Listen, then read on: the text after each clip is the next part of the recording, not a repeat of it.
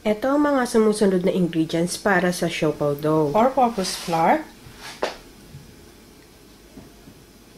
lard, baking powder, salt, lukewarm water, dry active yeast, white vinegar, evaporated milk, and sugar. Simulan na natin yung procedure. So, check lang natin kung yung temperature ng water natin. So, it should be 100. So, 110. 110. Kung wala naman kayong thermometer like this, tansyahin nyo na lang. Dapat yung warm to touch. Kasi, pagka sobrang init, mamamatay yung yeast nyo. Kung kulang naman sa temperature, hindi naman siya ma-activate. So, out of the sugar, kuha lang tayo ng about 1 tablespoon. Sama natin dito. Then, mix natin. Dissolve lang natin sugar. Then, sprinkle na natin yung active yeast. Then, mix lang natin.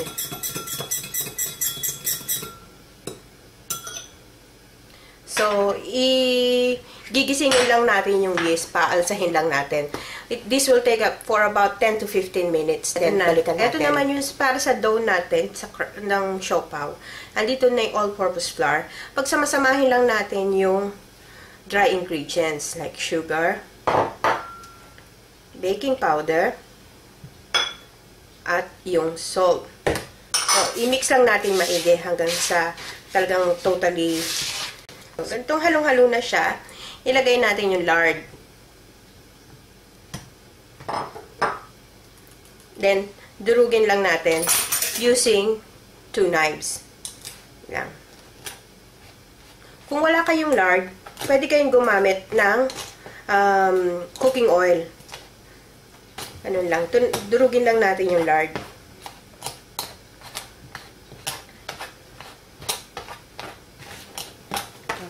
Continue lang natin haluin by hand. Parang hanggang maging breadcrumbs na yung texture. So, ready na to. Para make sure na well distributed yung ating lard. Kung lard ang gagamitin nyo. Kung oil naman, pwedeng hindi nyo nagawin itong process na to. So, ready na yung flour natin. At saka ready na din yung ating yeast. Ayan, bula na. So, maglagay lang tayo ng well sa gitna. Ilagay natin yung ating yeast.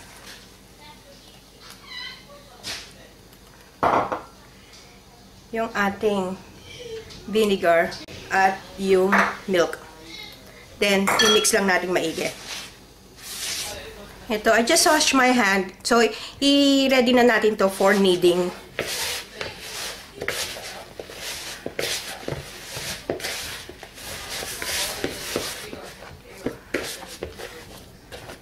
So, this flour is ready for kneading. Ito sa clean surface natin sa worktop, mag-sprinkle lang tayo. Mag-dust tayo ng flour.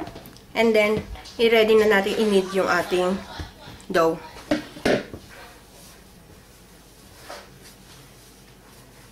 So, push and press.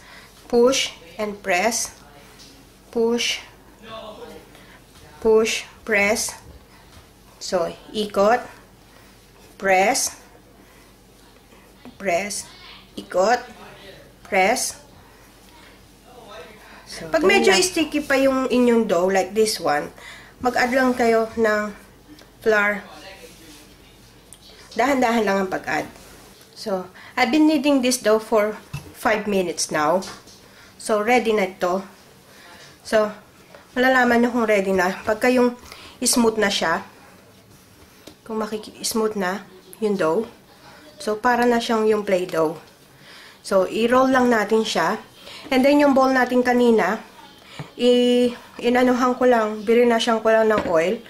Then, lagay natin. And then, ikot natin.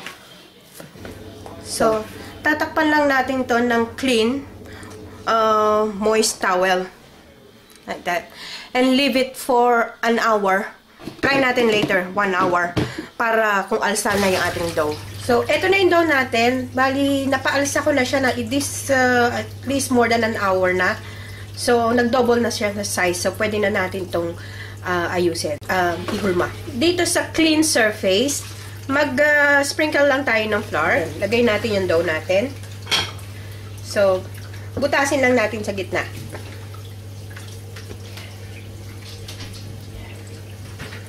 Then, i-roll lang natin siya.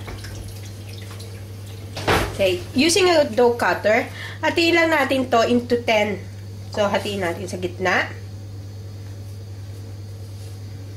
So, 1, 2, 1, 2, 3, 4. So, 5. 1, 2, 3, 4, and 5. Ito na yung ating dough. Bilugin lang natin siya. So, and then, i-flatten lang natin. Then, ready na natin palutin. Maglagay lang tayo ng mga 1 tablespoon ng ating filling. Then, i-roll lang natin. Balot. So, see? I-seal lang natin. Make sure na seal siya lahat. Then, balik rin natin. So, ang ginamit ko, itong cupcake case, flinat ko lang. So, ilagay lang natin siya. Ito naman yung isang method ng pagbalot. Kung gusto nyo ng medyo may design. So, flat din uli. I-flatten lang natin. Pati yung sides. Then, kuha ulit tayo ng filling. 1 tablespoon or more. Dagdagan nyo kung gusto nyo. And then, ganun lang. I-seal lang natin. Pinch. And then, pinch sa side. Pinch sa side. Pinch sa side. Then, carry on lang. So, continue lang. Pipinch lang.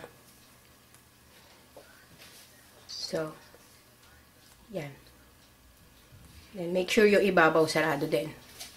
So, yan yung isa pang method. So, again, gagamitan din natin itong cupcake paper. Natin sa ibabaw. So, itong mga nagawa nating, i-leave lang natin for another 15 minutes to rise bago tayo mag-steam. So, ito na yung nagawa natin. Naka 15 minutes na siya, napaalsa ko na uli ng 15 minutes. So, paglagay nyo sa steamer, dapat may spaces siya. So, kasi mamaya, pag naluto, haalsa to, magdidikit-dikit. So, ready na yung steamer natin. Mainit na yung tubig. This been steaming for 15 minutes now. So, tignan natin. Wow. Yan. Luto na.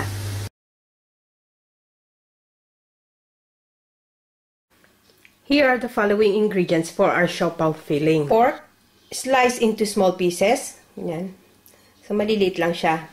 Garlic, onion, brown sugar, hoisin sauce. Nabibili ito sa mga Asian store. Oyster sauce, soy sauce, and gagamit din tayo ng oil for frying. Star anise. Water. Alright, dito sa ating pan, painitin lang natin itong pan. Then, maglagay lang tayo ng few drops of oil.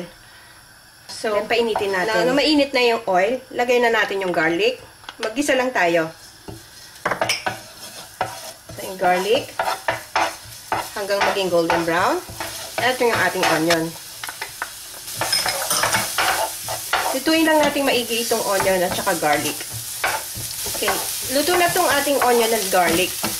So, malambot na yung onion. So, pwede na natin igisa yung pork. So, gisa lang natin siyang maigi.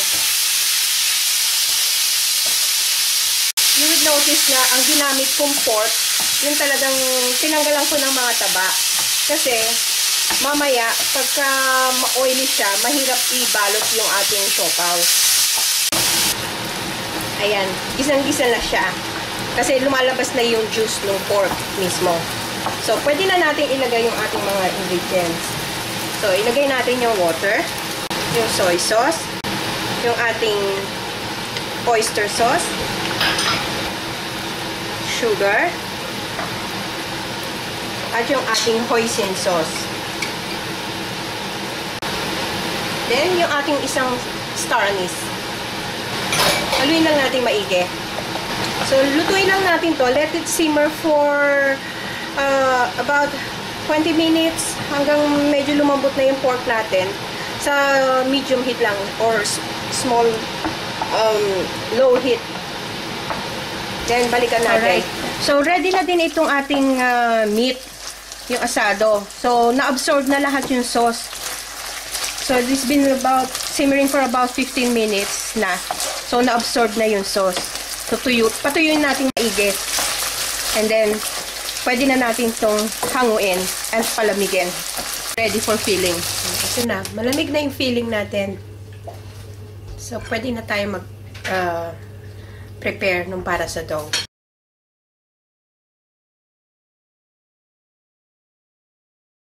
Ito naman ang mga ingredients para sa siopaw sauce. Water, soy sauce, star anise, brown sugar, oyster sauce, and hoisin sauce. Gagamit din tayo ng corn flour. I-dissolve lang natin ito sa water para pampalapot ng sauce. So, habang sinisimmer ko yung filling natin, isasabay ko na ngayon yung sauce natin. So, dito sa pan, buksan na natin siya. And then, ilagay lang natin yung ibang mga ingredients. Yung soy sauce, yung oyster sauce, yung ating sugar, at yung hoisin sauce, at itong isang star anise. Haluin lang natin maigi hanggang sa ma-dissolve yung sugar. At saka hintayin natin kumulo na itong ating sauce. So, kunin na natin yung cornstarch. Dahan-dahan nating ibuhos. So, dahan-dahan lang ang pag-add ng cornstarch kasi baka masyadong naman lumapot. Okay. Tansyahin nyo yung lapot. Okay, a bit more. Kasi kung masyadong malapot, baka naman hindi nyo na ma-pour yung sauce nyo mamaya sa siopaw.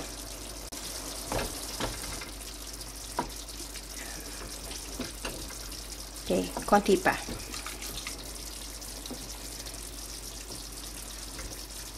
Yan, malapot na. So, ready na yung sauce natin.